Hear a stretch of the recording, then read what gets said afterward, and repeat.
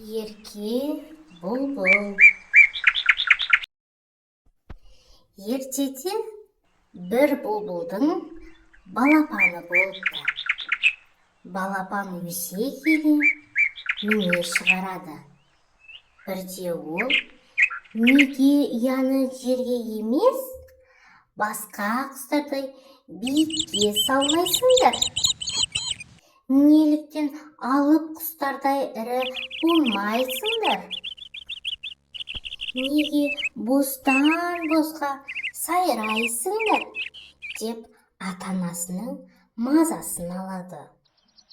Оны естіген ата бұлбұл саңқылдап сұңқар, қарқылдап қарға, тыраулап тырна бола алмайсың шырағым.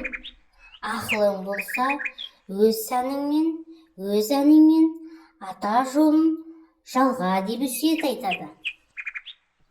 Ерке бұлбұл ата сөзіне құлақ аспайды. Өзінің қандай құс екенін білмейтін ол әсем даусымен баурап алар серік іздеп ұясын тастап ұшып кетеді. Ерке бұлбұл құстар әлемін ұзақ аралайды.